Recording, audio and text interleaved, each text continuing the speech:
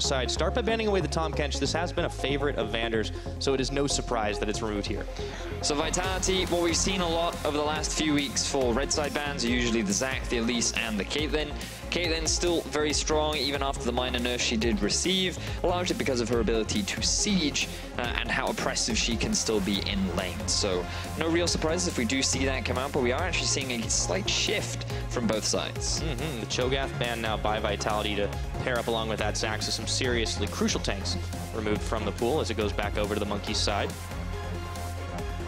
It's followed up by the Maokai. All right, well, no Cataclysms in this game at least. Still could get the other half of that with the Jarvan. Yeah, two of the most popular tanks taken away right now. This could leave Sejuani open in terms of priority. Alternatively, the Caitlyn's still actually available because of the focus on banning away the Kalista. Bit of a risk there from the side of Vitality, but clearly they were expecting this. They're more than ready to have it come out. So now they're looking at answers. Things like the Sejuani rise very heavily in priority. Things like the Thresh as well. Very, very strong right now in the current meta. And there's the Braum locked in. And yeah, this Caitlyn was a straight-up takeaway from Steelback. Yuki has actually not gotten his hands on it in this split. Very, very interesting. So now Vitality going for a very safe draft. Interesting. They don't care about the Sejuani at all. They have the Braum as a disengage tool. I think it was smart to take it away from the Caitlyn as well. Caitlyn Braum is a very oppressive laning phase.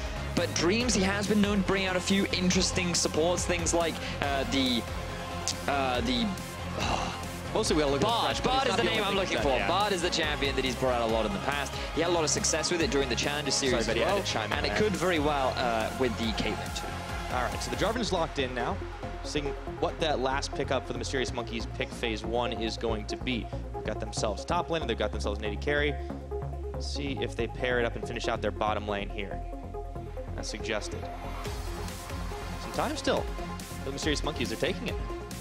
Ooh, okay. So you heard Stress talking on the Telestrator earlier on about these answers to tanks. The great thing about Trundle is his ability to steal a lot of away these tanky stats, right? His ultimate very, very good at just saying, oh, you big tank? Well, no more. And he then absorbs all that tankiness, that front line that becomes very squishy, so you can either focus it and chunk them down or force them out of the fight much faster than they normally would be. He also has that attack damage reduction on his Q, which adds a lot of value in these fights, but usually you lose a lot of pressure during the laning phase, but when you have a Caitlyn, that makes up for a lot of the pressure that you would somewhat lose by having a Trundle. Doke. And on the other side, with Vitality locking in that Tristana, AD carry is kind of trading a little on the pool since we haven't seen Steelback actually pick up the Yordle Gunner for the time being. Now, into ban phase 2, Cassiopeia's off the board. That's no surprise. It's been a very successful champion across the world, but CozQ in particular, he's managed to do some good things on that as well most recently. Quite right. This is one of his more comfort champions, something that he's so far had most play on during the regular season. And Vitality just saying, no, we want to take you off that comfort. We don't want to give you that availability. Right now, Vitality, they've built a lot of siege. They have a fair amount of engage. We're now looking at what kind of damage they can get. Typically, we do see up in the top lane, Cabo does prefer to play these carries, things like the Jax, the Renekton, the Rumble has been one of his big favorites. I think that you could look to pick the Jax here if you wanted, but it does move away from kind of this all-in, group-mid, teamfight style of play. I'd like to see him on something more like a Rumble or a Renekton or even a Shen, where maybe he doesn't have the same sort of lane power, but he contributes a lot more to teamfights later on. Well, Vitality certainly have a couple of pieces to that puzzle. A lot of damage is going to be dealt out of that Corki. Nukeduck has made it look oh so good. Paired up with the Tristana, they could have some serious late game power. We'll just see what Cabochard picks up, but it's over to the Monkeys for the time being. Now, typically what you would expect is something like a Talia to come out from the side of Mysterious Monkeys into a champion like Corki. CozQ has brought it out in the past, but I feel like this isn't one of his comfort champions. One thing that he has said before is that he does believe Katarina to be a decent matchup into the Corki. Don't know if he still believes that, and it is a bit of a risk, but in this teamfight meta, there are options, but into that composition, it could very well be a big gamble. You never really know what you're going to get with CozQ. Well, it looks like this time you're going to get the Vlad, and then there is a whole lot of front line to pair up with that right now because the Monkeys are packing the Trundle, the Sejuani, the J4. I mean, that is going to be a hard wall to break. Yeah, so far, very good team fight. Great siege coming out from Mysterious Monkeys as well. You can really see the synergy built across their composition. They have a surprisingly large amount of crowd control. The Vladimir can then very easily follow up with all the damage that he provides. Yeah, there's that Shen that you were expecting. And going back to the Monkeys, this is what we wanted to see from these guys. Not just drafting around, trying to snowball the Kikis, trying to get themselves a lot of engage in ways to get into fights. and just play to this meta. But also drafting strong laners too. The thing about Mysterious Monkeys is Amazing has the most early game success when he has lanes to play around. That's not just Kikis, he also needs options in the bottom lane and the mid lane. And sure, in the bottom you don't have a huge amount of gank setup, but you have that pressure with the Caitlyn pick, with the Trundle being able to throw up pillars and cause a lot of disruption and chaos. You can look to maybe get an early tower bot lane. You can look to make plays in the top. Mid could be a little bit difficult, but on a Vladimir, you should still have that ability to push. So at the very least, Amazing can look for a bit of deep vision, look to try and make plays, and it's exciting to see Mysterious Monkeys make this shift, because I think they have a lot of great tools to try and force these fights. Certainly will need all the help they can get. At this point, the standings for them are definitely not looking so good, but if they can grab a few points off of Team Vitality, that will certainly help them out in their run to avoid the promotion tournament, and maybe, just maybe, it is a far outside chance to try and make those playoffs, but there's a lot of teams tied up at the top of the standings. The Monkeys, they could try to make a run at it, but it would have to start here. It would have to start now. On the Vitality side, they're just looking to put some more distance between themselves and the Monkeys and try to get themselves into that safe position. We'll see how that ends up going as we are getting ready to load up onto Summoner's Rift. League of Tanks still here in force, and we are going to see some serious fights down the mid lane, up top, down bot. I don't care where you put it. I am loving the amount of fights that are coming out on patch 7.14, and oh boy, we are certainly in for some action. So as we discussed, you saw the main tanks of the meta with the Cho'Gath and the Maokai being banned away. So this has given rise to a priority in other junglers, things like the Sejuani and the Gragas, but we're now seeing answers as well. And one of the big things that was talked about on that Telestrator earlier in the day was one ways in which you can answer tanks, the tank meta, is by drafting a lot of disengage. And when you have a Gragas, you have a Corki, you have a Braum, you have a Tristana, you have a Shen, there is a lot of disengage on the side of Vitality. You try and jump on that Corki, boom, he can Valkyrie away. You try to jump on the Tristana, not only can the Trist jump away, but they can also knock you back. And say they don't have those escapes. Oh, well, now you have a Braum shield to stand in front of you and a Shen ult on top of you to help you peel away. Those tanks, they can soak up a lot of the damage, throw the ulti, get the CC down. You also have the shield to buy a lot of time. So it could be difficult for Mysterious Monkeys to actually get the successful fight. I don't know if it will be as simple as group mid and force a fight because of the number of disengage potential or options that Vitality do have.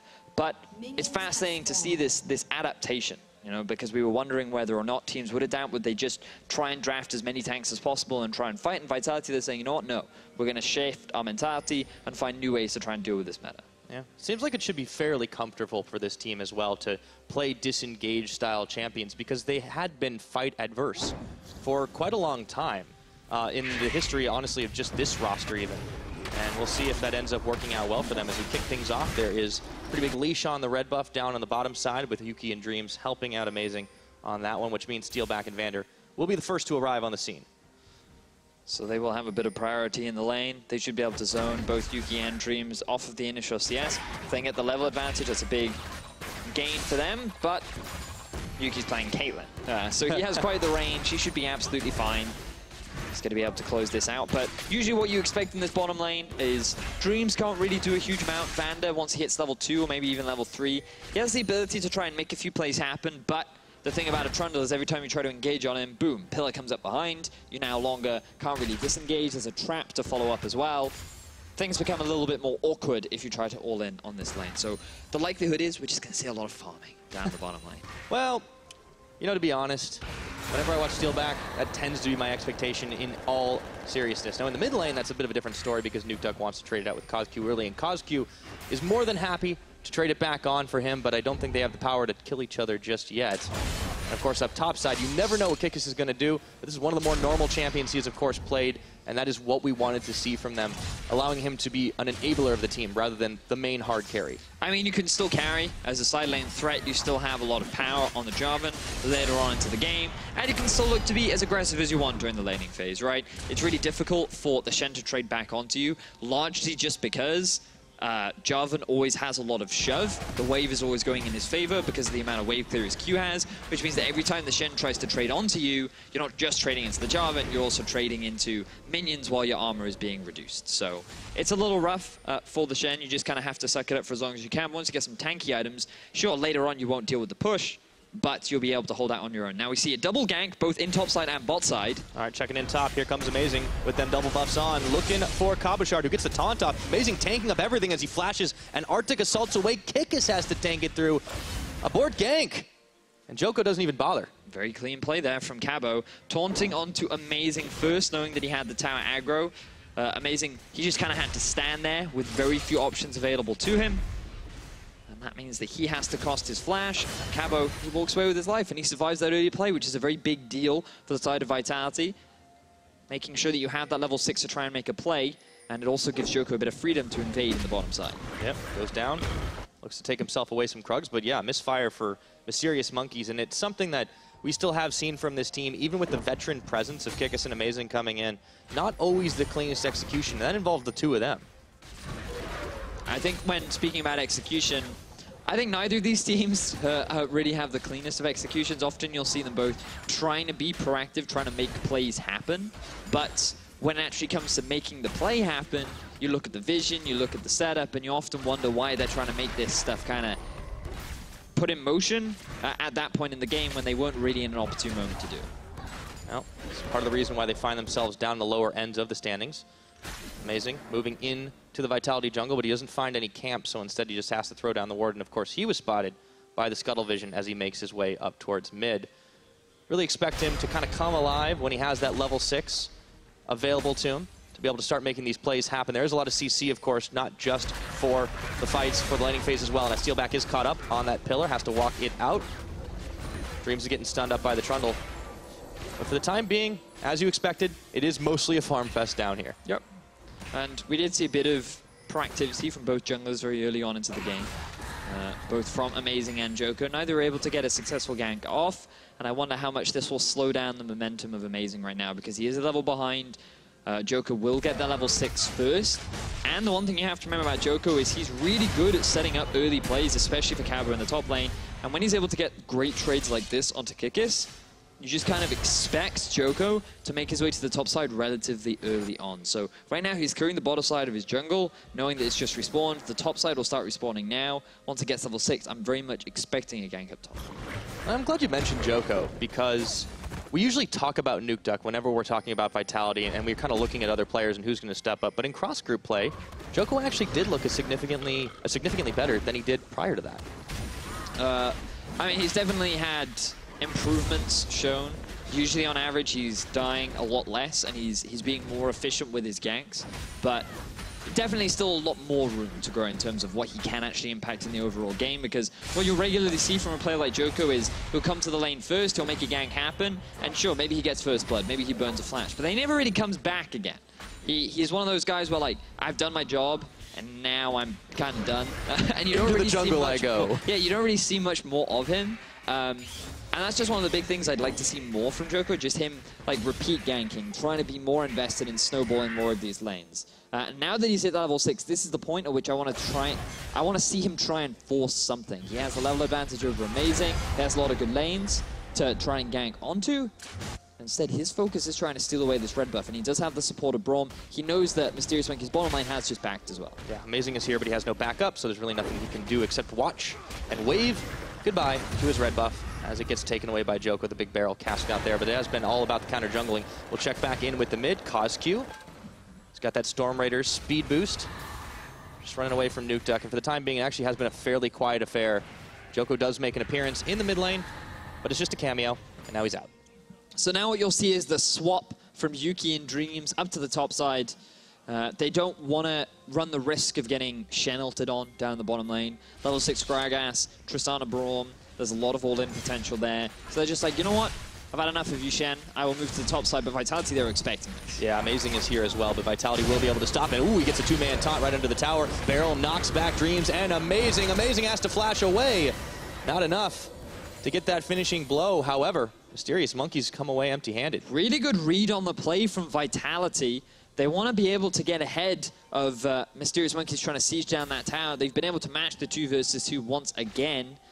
And they're even able to get a couple of summoner spells out from Dreams, Yuki, and Amazing once more. So, again, we want to see Vitality trying to be more proactive now. Over the last few weeks, we have been seeing them make more plays in the early game. They've been recognizing opportunities where they can force things to happen.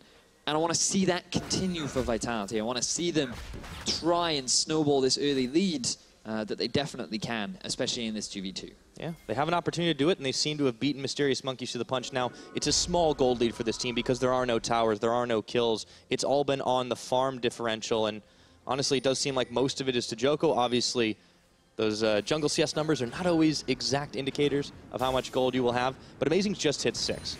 Djoko's 1 level up on him. They definitely have a tempo advantage, howbeit slight. Which is always nice to have. Yeah, you want to build off of that if you can. Yep. Been able to stop Mysterious Monkeys cold for the most part, but it is a slower game. You expect more normally when you have 2 lower end teams, because when you think of like NIP versus Rocket, you think, oh, well, they're going to kill each other a lot. But when you have League of Tanks, the game generally slows down a little bit more. You also have 2 bottom lanes that don't really have loads of ways to try and make plays happen. I just want to see a Shen now from Vitality. Try and make something happen. Let's have a fiesta. Let's have a party. Let's boogie. Yeah. You know, but where is the party's going to be, right? Like, yeah. you always Well, need bot an lane, address. top lane. You know, the 2v2 is where it should happen. Have the Braum jump in, ulti up onto the Trundle. It's got no summoner spells. Shen just push out the lane. A lot of opportunities here. A lot of good places to make plays. Yeah, but looks like they're going down towards the bottom side. Kikis is inside the pit with Cabochard. Amazing wants to tag his way in, but nothing doing. CozQ, meanwhile, is getting chased out by Nukeduck. The rockets are flying. He's got a blue buff, so he's able to fire those out for days. But CozQ is back to the safety of his tower. And for CozQ, I mean, Mysterious Monkeys, along with him, have kind of looked a little bit better in the cross group. But I'm not really sure how much it says, considering this was really right when Amazing and Kikis joined that they started to look better. Yeah, I completely agree with you. Since the arrival of Amazing and Kikis, the team has been on an upward trend. They joined at the very beginning of cross-group play, and you can see that at the very least they started winning more. Their early game deficits was not as severe, and sure, they're still not a strong team relative to everyone else in their group. They're still at the bottom, but that improvement is important, and especially with things like the promotion tournament coming up and while there's still possibilities of them getting into the safe zone, improvement is going to be ever more important as we move forward. But they need to be able to do it up against Vitality, which is a team that, without making any roster changes, have also shown some improvement in the cross group. Just like Monkeys, they've cut down their deficits. They're still having them. But generally speaking, as you said, they've looked for and punished more opportunities than they did previously. And you have to give credit to Yamato Cannon, the man that says that we build from the foundation up. We heard some of the players talk about on social media how they kind of had to relearn the game in a way, playing with a new team, playing in a new environment. They had to learn to work together initially in the foundations, and we have been seeing that week to week, and you can see that in some of the stats as well. So it's great to see growth through amongst teams. The question is, can they grow enough to stay in the LCS for another split? That is the question, because realistically, this is a battle for who is going to get themselves into the safer space, because Mysterious Monkeys can't even close the gap with the 2-0 win because of the game differential, but they can make a pretty big statement, and because the field is fairly even at the top there, maybe they can start pushing forward and looking to try and take a few points, take a few games off the other teams in Group B, but it is so far and away. You have to be able to start by beating Vitality. And Vitality just want to separate themselves from the Monkeys and get in the nice safe zone. Yeah, they certainly do. Now, we do see CozQ in the mid. He's going on to Nukeduck. Sure if he wanted that one. Oh, there's the pool down as he throws the Hemo Plague as well. Djoko and Nukeduck backing away. Dreams with the pillar. There will be no further aggression, though, but you see the team starting to get a little antsy for it in the meantime. So this makes me Riftherald's picked up by Vitality. This makes me a little sad, Pyra, because now... Dreams' flash was down. His exhaust was down. Yuki's heal was down. Amazing's flash was down, and Vitality have done nothing with it. They've done absolutely zero. They've just maintained standard lanes. They haven't tried to force any plays, and that's not necessarily a bad thing because they still scale very well. You have Tristana, you have Corki, but so does the Vladimir and the Caitlyn. And when you think about ease of engage, Mysterious Monkeys definitely have the easier engage tools with the Sejuani and the Jarvan. And I would just be a little bit concerned if I was Vitality, given that I have yet to make a successful Shen play, and we haven't really been able to successfully punish the mistakes made by Mysterious Monkeys very early on into the game. Vedius, I know Vitality could be vexing to view sometimes. Verily, they seem a little vapid, vegetative. It makes them vulnerable, really, right? We need to see a more vivacious and versatile team if they want to take vengeance on the Mysterious Monkeys and claim victory. Yes. Good use of the letter V there, Pyro. Yeah. Can you guess which movie I watched last night? V for Vendetta. Yeah. Oh, great. That's a great movie. Just got me in the mood. I don't know. Something about it. Ah, you put a lot of effort into that. Well done. Thanks, man. It also happened to work with Vedius. Oh, yeah, you didn't throw my name. Oh, you did at the beginning. Start, yeah. You weren't listening. Yeah, no, I missed the beginning. I was like, how many Vs can he fit in this thing? Actually, I think I had like 3 more I could have gone with, but that's okay. Back into this one. It's actually a much closer gold game than it was. Obviously, 500 is not a huge difference. When they don't kill each other, that's usually what happens. I am really surprised that we haven't actually seen them going at each other at all. Yes, I agree. I feel like Vitality had loads of options to kill Mysterious Monkeys. Said they go, nah, we're good, we'll farm, we're fine. But Trinity Force done, now in the middle lane. Cinderholt completed for both junglers. BF Sword on the card for Steelback and Nuki. The Trinity Force for Nukeduck, right? Like, that's the big thing here, because obviously it's not the only Corki power spike. He gets really big into the later stages of the game, but this is where the old Corki power spike was, and now here we go, they're killing each other. Vander, he gets locked up. They can't chase him in time. The Glacial Fissure was there. Ace in the hole is going to get blocked. The barrel is going to knock CozQ even further forward, and that's going to be first blood. 15 minutes in. It's CozQ that gets it, but Nukeduck's on tower duty. Wow. Mysterious Monkeys, they had to invest a lot, but finally they get a kill. Does cost them their mid lane tower, so arguably still worse for Vitality because the map pressure that they gain off the back of that is far superior than just losing a single member. And bear in mind, sure, Mysterious Monkeys, they can answer with a tower up in the top lane, but there's a Rift Herald on its way bot. That tier 1 in the bottom lane is going to fall as well. And the bottom lane of Mysterious Monkeys still hasn't responded yet, so there's going to be a big tempo advantage going in favor of Vitality, which means that not the best utilization of the Rift Herald. They probably wanted to take that down a little faster. Regardless, great plays or great answers coming out from the side of Vitality. And now we're starting to see them open up, and both sides of the Rift right now are having a little bit more action to show for it, even with only the 1 kill on the board. Gold lead's starting to go in favor of Vitality because of that advantage they have 2-1 in towers. Let's take a look at the fight that started it all. So, you can see here Dreams trying to use his pillar, but the annoying thing about Braum is he can just dash over it. And with a great ulti, he buys a lot of time. And this is why Mysterious Monkeys are like, all our CC is extremely far away. Kikis is forced to flash. Yes, we're able to get the kill, but Vitality, they realize, you know, we don't need to waste the Shen ulti. We don't need to use the Corki roam. We can just trade his life for a couple of towers. And sure, that sucks for Vander. Let's see if Mysterious Monkeys can try and force another play. They cannot. Has been now confirmed. Well, guess we'll have to go back to the drawing board, wait for a little while. But Vander has been kind of held out on a line there, and clearly that was what Vitality thought was going to be worth. As the Unbreakable on once again, Trundle Pillar comes up just to try and slow down Djoko. And the plot to push mid is foiled. Now Vitality, they're spreading out across the map. Nukeduck moving to the top lane. He finds CozQ. That's a lot of damage, forcing the flash and the blast cone. He's following through with the Valkyrie right now. That's going to be another one. And here comes the Shen. Cabochard coming in for a party. Pulls on. Nukeduck tanking tower, but Cabochard stays on top of him. And Djoko makes sure to come in and get the death blow. So Vitality finally used that Shen ultimate to make a play on the top side. They'll be able to get their third and final outer tower. And this is more of the proactivity that we wanted to be seeing from Vitality, utilizing the 1-3-1, spreading apart Mysterious Monkeys, and getting a kill down onto the Vladimir. But Mysterious Monkeys, they're still trying to answer themselves. They're trying to utilize this Caitlyn and her fantastic sieging power, but it's still not quite matching the tempo that Vitality are exuding right now. But the fact that they lost one, they still managed to get a mid tower. Like, is this just a big mistake for CozQ to get caught out here without seeing them coming? He wanted to roam to the top lane, and he just took a bit of a greedy path going through the river rather than going through the lane. The thing is, this dive could potentially happen anyway, especially with Djoko already on his way up, but it was made even easier when they were able to chunk CozQ so exceptionally low beforehand. If you're taking the safer route, had all of his health, had all of his abilities and summoner spells and everything, that becomes a much harder dive to execute. And so really it was just a bit of a misstep there from CozQ. All right, individual mistakes, but we had been complaining much more about the Monkeys having team cohesion-based mistakes, not necessarily taking advantage of the fact that there were 3 people on the top side. That would have been an issue, but they went to push mid together. They were able to finally get it down, so that is evolution from the Monkeys. And I think that they still have scaling opportunities. 3-item Caitlyn really strong, 3-item Vladimir really strong, 3-item Jarvan also really strong, right? So I think that later on they can still win these team fights. The responsibility is now on Vitality to keep playing on these side lanes, utilizing the Shen ult to try and find picks.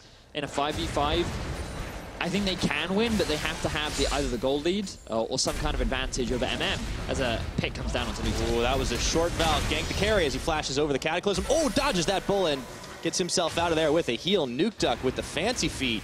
As Djoko's now caught up by Dreams and CozQ, he flashes the wall. And Vander's there for backup. And this was the coordination issues, the communication that just seems lacking from the side of Mysterious Monkeys. Amazing flashes into the pit of Kikis. And then he throws his ulti in completely the wrong direction rather than leading with the ulti. When the Jarvan ulti falls, why not throw it out as Vitality forced to fight mid? Well, there was a couple of ultis thrown out there, looking for Dreams, though, as the exhaust gets thrown out onto CozQ. Vander stepping forward, and Cabochard coming in, lands the taunt onto the Trundle. Dreams will go down.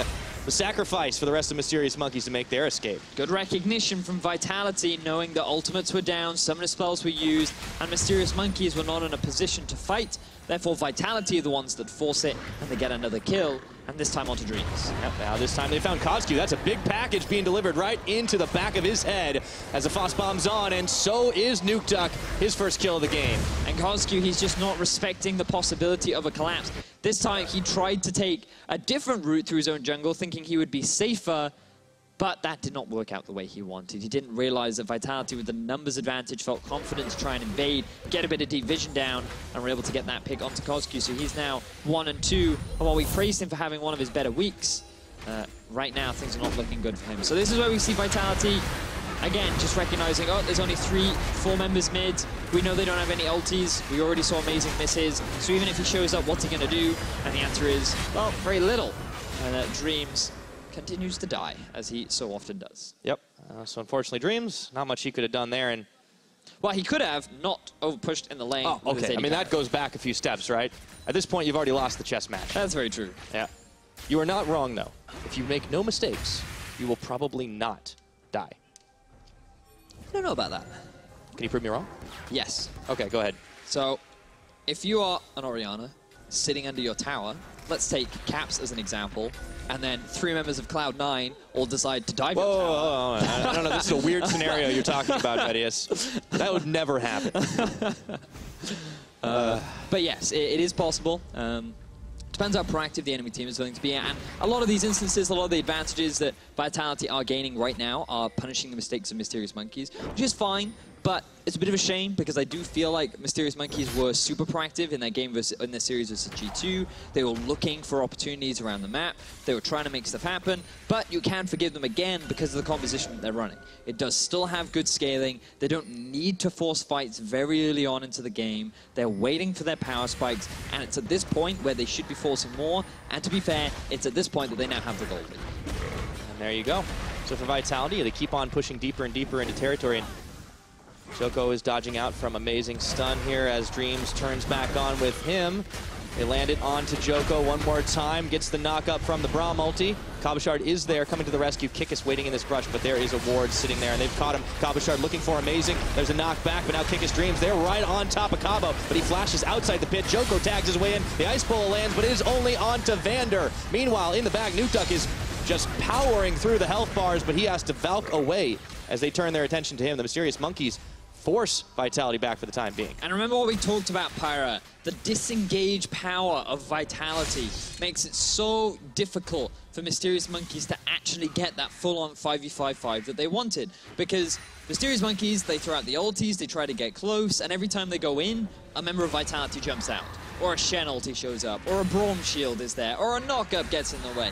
Everything just keeps interrupting Mysterious Monkeys whenever they try to make a fight happen. And because of the slight lead Vitality have, the longer these fights go, the easier it is for them because they have the item spikes, they have their second item being completed, and they are more ready for these extended drawn-out engagements. Right, and they know exactly what their priorities are, so not only do their 2 carries have some self-peel, they're able to do it for them, and you can tell with Djoko, he picked up the Knight's Vow. He put it on Steelback to kick things off. And we talked about Nukeduck being the main carry for this team, and you know, he's the highest level in the game right now. I guess if you count Kikis and Cabochard, it's right up there.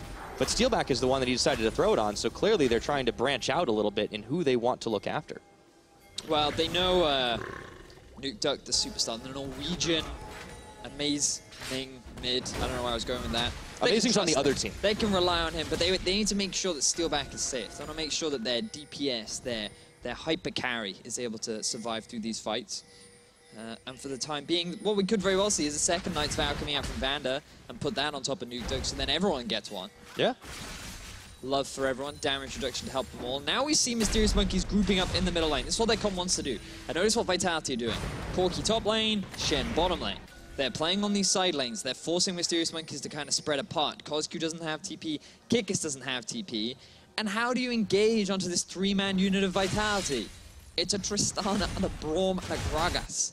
Every time you try to make a fight happen, boom, you're going to lose one of your side lane turrets. And I feel like Vitality are playing the map very, very well right now. Yeah, slippery. As long as they don't get caught up themselves, there are a lot of engaged tools and a lot of CC on the Mysterious Monkey side, but it's really difficult when those side lanes keep getting pushed in. They dragged CozQ down to the bottom to try and push against Cabochard. We might be in for a skirmish here. It's amazing. He has to Arctic Assault right over that wall into the Raptor Pit. Gatling gun on the package as well for Nukeduck. Vitality are ready to tangle if they need to. Looking for Kikis now. He's got a flag and drag out. Forcing Mysterious Monkeys just to use some of their escape tools themselves, and now Nukeduck coming in, looking for Dreams. The exhaust gets used to dissuade any further aggression. That's a lot of poke damage on the side of Mysterious Monkeys. And it's so difficult for them because they're just trying to force a fight, but Vitality are not letting them. They're playing very well on the side lanes. They know that right now top is slow pushing, so they can just make a quick rotation around to this straight. Vitality, though, they are getting collapsed on. Yeah. They do get themselves the dragon. Let's see if they can get out alive. Haven't really tracked dragons as much this game because it has been sort of an after effect. And here we go. They turn their attention on to Djoko. Mysterious Monkeys. CozQ gets the finishing blow here as Cabochard looks to turn it all around. Those are some low health bars on the Monkey side. Amazing face tanking the rest of the damage. Dreams tags his way in, throws a pillar, but he will be left for dead by the rest of the Monkeys. Once more, it's a 1-for-1 trade. But this was a good situation for Mysterious Monkeys. They finally find an advantageous fight that they had the prospect of winning. But with good positioning from Steelback and Nukeduck, they were able to throw out so much damage from the back lines that they ended up equalizing the trade and walking away with the dragon. But Vitality need to be very careful getting into those kind of fights because that is exactly what Mysterious Monkeys want. And here, you can just disengage with Vitality. You want to clear out mid lane, you can just take the safe route, but Djoko goes for a fight. And I feel like we're also seeing communication issues with Vitality because they don't seem fully joined in what they want to do. Some want to disengage, some want to commit. And that's why you see this fight be a little haphazard once they realize that they're actually winning the fight, because there are a lot of low health members on the side of Mysterious Monkeys. They want to commit and they're able to get themselves a return kill, but could have gone horribly wrong. If that Caitlyn had a third item, Mysterious Monkeys may have swung that fight much heavily in their favor. That could have happened, and now, as the timer ticks, that'll be soon to follow. We're 26 minutes into this game. It's still a slim gold lead, with Vitality only having 3,000 over their opponents. But obviously, you got to be careful when you try to greed for those dragons. They haven't been the most valuable apart from just trying to sustain up. A lot of Ocean Drakes in this game. Number 3 will be the next one to spawn. But they've got Nukeduck still sitting on the side lane. They've got Cabochard on the opposite end. Vitality just keep dragging the Monkeys out. Fascinating that CozQ would go for Luden's Echo second. Usually, you'd go Luden's Echo if you want a bit of extra move speed, which is understandable on Vladimir. But also if you just want a slightly earlier power spike rather than something like the Death Cap or the Leandries for tanks. Personally, I feel like a Zhonya's would have made a lot more sense, given that when you're a Vladimir and you want to get in the thick of the fight, being able to just buy that time is extremely valuable. But let's see how he can do with that additional bit of burst, as we see both teams grouping up a little bit in the middle lane. Yeah, the move speed's not exactly helped him. He's been collapsed on by the rest of Vitality for the most part. Barrel comes out and knocks Amazing into the wall as Dreams on the front line throws another pillar. Nukeduck is on the front line himself. Oh, nice dodge out of the Ice Bola of Amazing. He has not been able to hit those on as many targets that he would like this game. Once more, Nukeduck, he is stepping forward, stepping back exactly when he needs to. And Vitality, they know that they've burned some key ultimates. They can keep on moving. Now Mysterious Monkeys, they are being forced back. You can see even though Vitality feel confident in trying to force these fights, they don't want a hard commit just yet. Nukeduck hitting his 3-item spike feels very, very strong, feels very ready. But again, trying to commit is very risky. They found a pick on a Dreams. There we go. Once again, Steelback is the one who manages to get that last hit. And Dreams continues to add to that death tally. Being on that front line is dangerous work. And with 28 minutes on the clock, Baron's a very real possibility, but it's a 5v4 situation. Well, Vitality have the Shen as well. They have full vision control over this area of the map.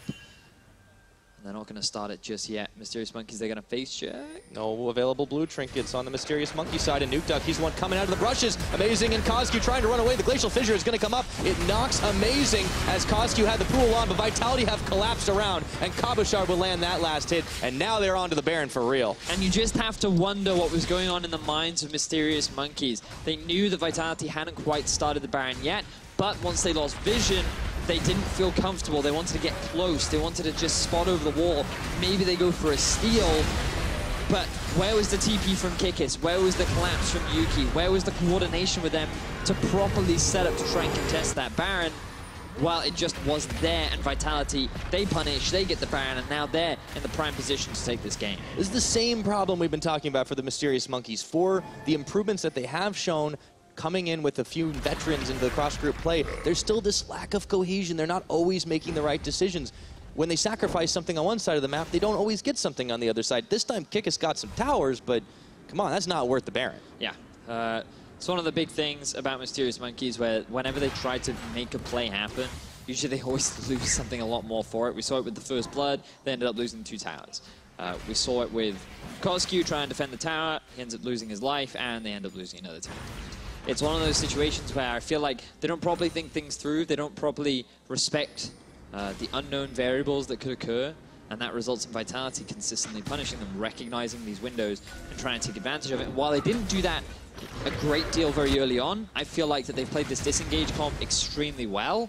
They've avoided a lot of the hard engage from the Mysterious Monkeys, and while Djoko has taken a few risks in some of his engages, for the most part, Vitality have not taken any really bad fights that would have lost in the game.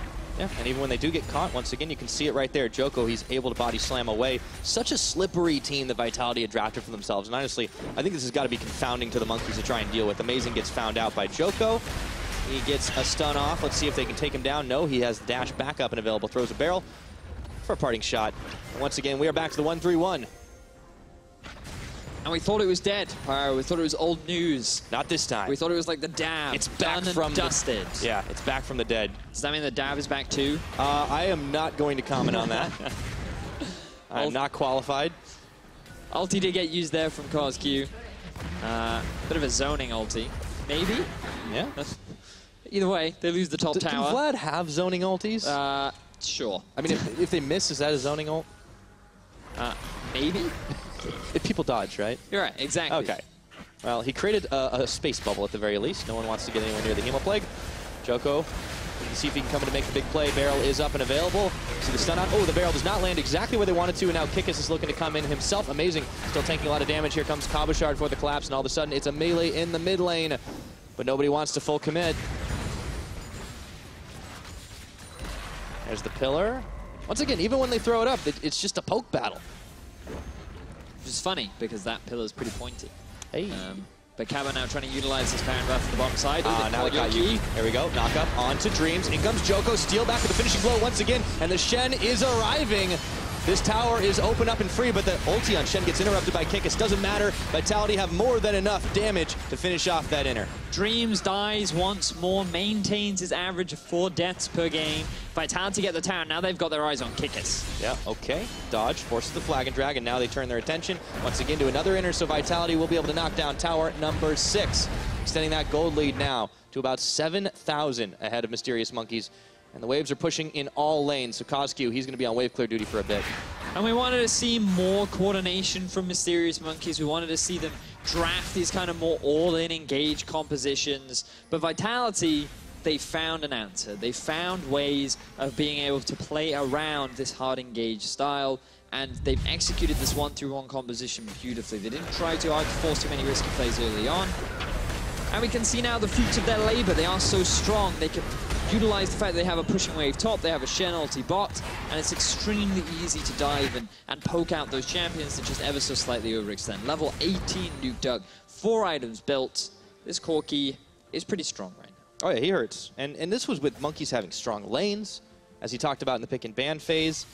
And they tried to make some plays early, but I just feel like Vitality just knew exactly what they were doing from the get-go. And it is too bad for the Monkeys as they're going to try for a desperation play, looking for Steelback, and oh, he gets healed up, and he's able to get a big knockback to finish off CozQ. The damage is nearly gone now, and Kikis is trying to be the hero, but it's a double kill for the Tristana as Nukeduck on the front line, throwing rockets at Yuki, flashes over, intercepted by Dreams. He says, that's fine, I'll go right through you too. And now Vitality are in the Monkeys' base. Mysterious Monkeys tried to make a play happen, but Vitality did not falter. They kept their AD carry alive, and they're looking to siege onto the base of Mysterious Monkeys. 33 minutes in, it looks like this could be the end game in number one. They're going to get a knock up and a knock aside as Yuki has to net his way back towards the line of minions, looking for Djoko.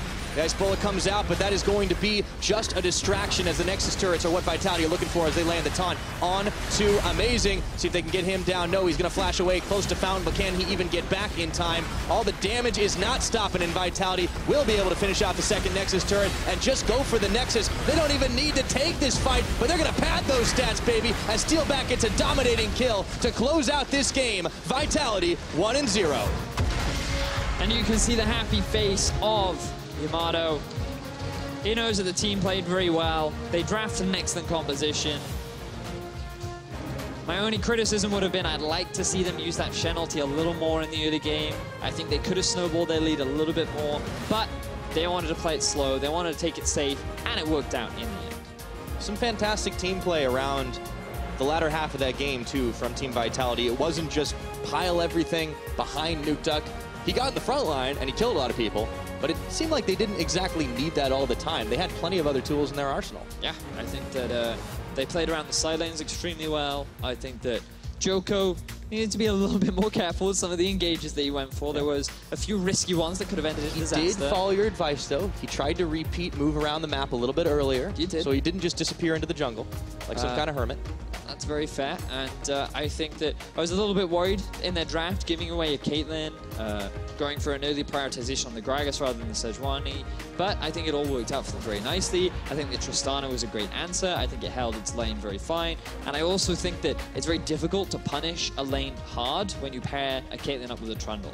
So they couldn't really snowball that lead down the bottom lane. The best you could do is kind of push, and Tristana Braum kind of matched that. So I think that the Trundle pick was not optimal, but you can see Mysterious Monkeys, they still feel vitalized, they still feel ready, and I think that coming into game two, they'll have a few new answers ready to bring to Vitality. Yes, indeed, but Vitality for the time being are vindicated as they kicked off the series with a win. Let's check in with Shox and Deficio for more.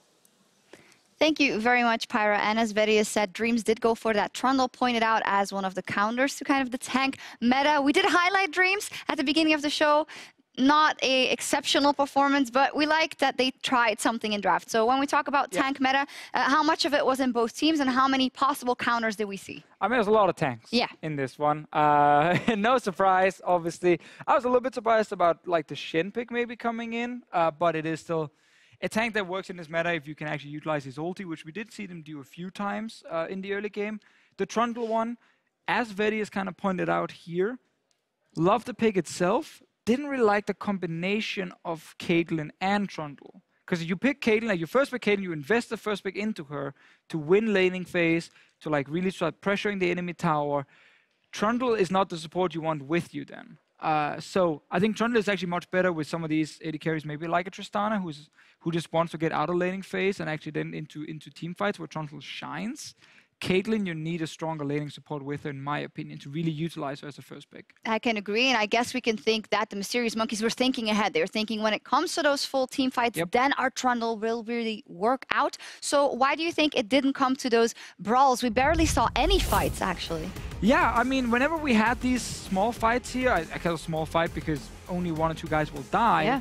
I think one of the massive problems here for Mysterious Monkeys was that, first of all, Vitality knew how to play the fights. Because they had like Nukeduck on Corki and Steelback on Tristana, so 2 range AD carries sitting in the back who is happy, just never moving forward, just always hitting who's in front of them. And every single fight was Vitality killing the first guy in front of them. Mysterious Monkeys, on the other hand, if you look at the items in this replay right here, you notice there's no Talisman, there's no Righteous Glory, there's nothing right now in their comp that buffs up movement speed. So when you have a Vladimir as an example, who's not happy just hitting the front line, he wants to hit the back line. And you have nothing that buffs up his movement speed even more, except for, you know, whenever he has his Ghost ready. I think that is already an issue, and actually made it really hard for Mysterious Monkeys to ever reach the back line. compare that, or paired with the fact that Monkeys spend most of the game going mid lane, waving at Vitality in the mid lane. That's supposed to be the idea. It is supposed to be the idea, but you are also supposed to actually, like, you know, try and push forward, get a bit of deep vision, maybe set up a flank TP with your Jarvan, set up a flank engage with your Sejuani, and not just, like, run straight at each other. Because then the team with the stronger backline, aka Vitality, will win every fight. And not just stronger backline. They did seem to play a bit of macro during the game. They tried to get Corki into the side lane and this and that, so that maybe also balanced it out to the side of Vitality. I think it's very, very good point and very fair to highlight that Vitality did their job. Yeah. They're like, you know what, we're going to win fights as long as you run straight at us and you have no way to kind of... Well, they were proactive. I saw Corki several times Valkyrieing in instead of out of the fight. Nukeduck was in the side lane, and the game was slow because of Mysterious Monkeys, not because of Vitality doing something wrong. They actually did their job. They're like basically happy that the Monkeys were just doing the same thing for the first like 25 minutes that gave Vitality a lead and the Baron. It did, and I walk away with quite a good feeling about Vitality. They looked calm and composed, and they close out game 1, and they are looking to strengthen their position in Group B. We'll see if they can close it out when we return.